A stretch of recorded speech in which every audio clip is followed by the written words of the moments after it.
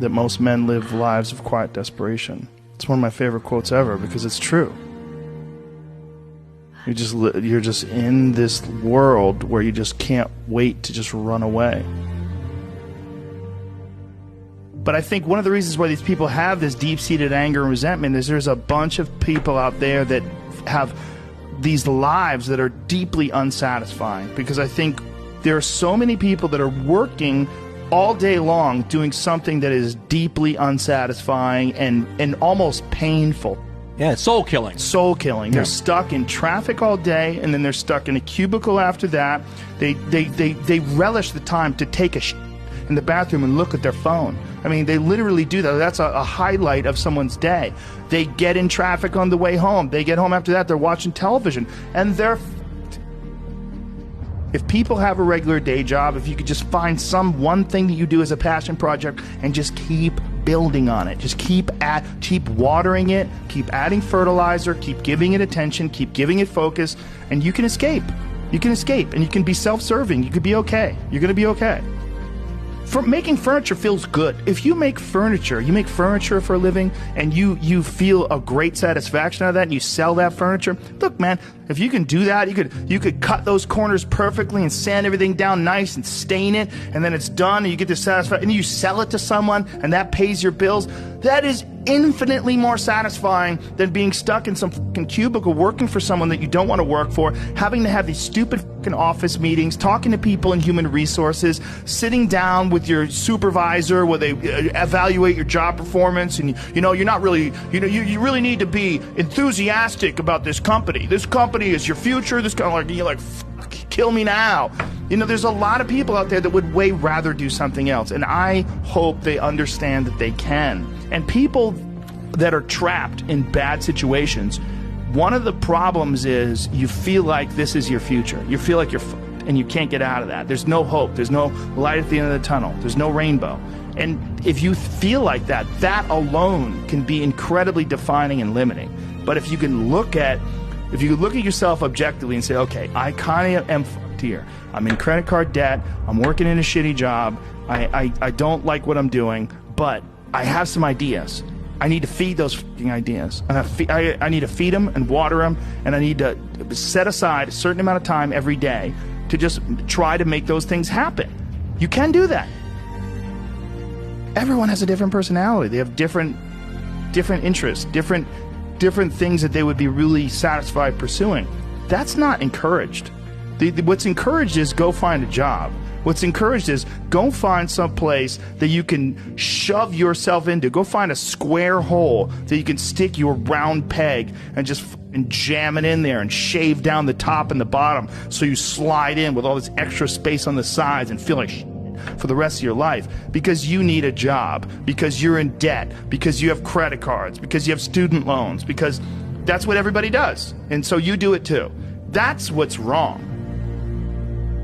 You have an apartment you have to pay for. You have a car you leased. You have a wife that you have to feed. You have a child you have to raise. You have your mortgage. You have your this. You have your that. And that's where it all comes from. Well, the opportunity takes place usually when you're young and you don't have any responsibility. That's when you have your options. Well, your options are severely limited the more you gather responsibilities.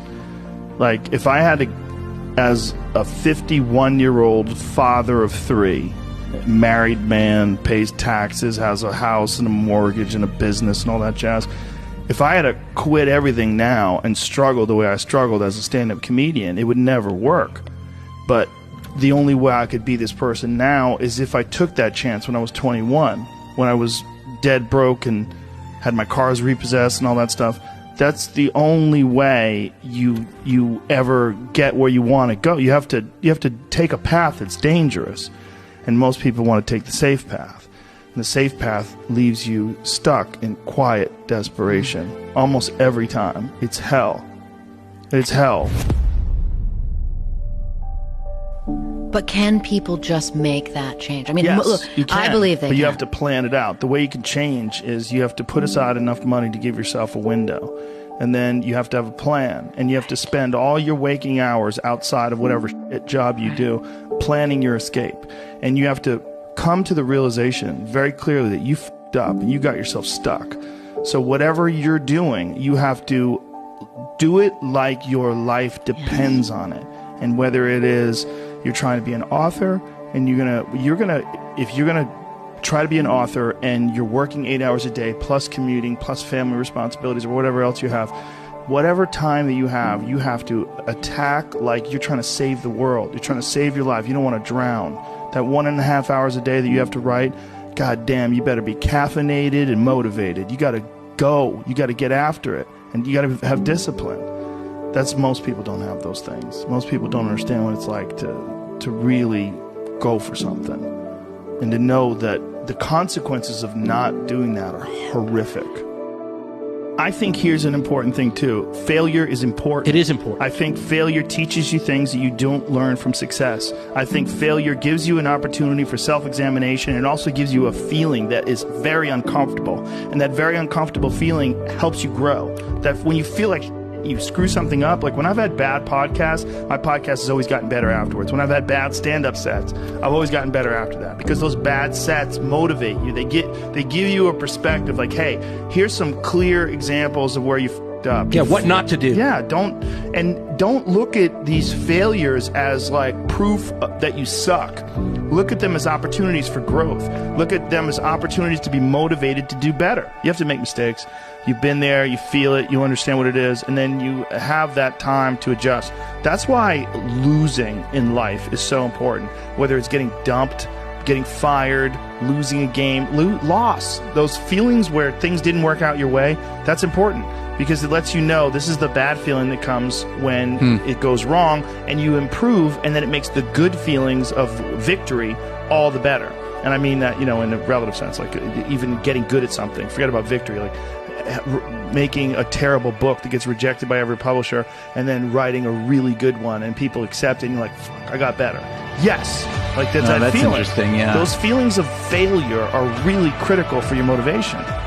You see an old person walking down the street, you go, oh, that person's always been an old person. No, that was a baby. That was a baby that became a 90-year-old man. There's a progression that you're not witness to. You don't see it. And that takes place in everything. It takes place in authors. It takes place in comedians and musicians. There's a starting point, and then with time and focus, and as long as you reevaluate and reassess and constantly, objectively look at what you're doing and then pursue it with passion and focus, you get better at things. Don't be scared of failure. I think failure is awesome for you. And that's one of the reasons why, like I said, I like doing things that I suck at.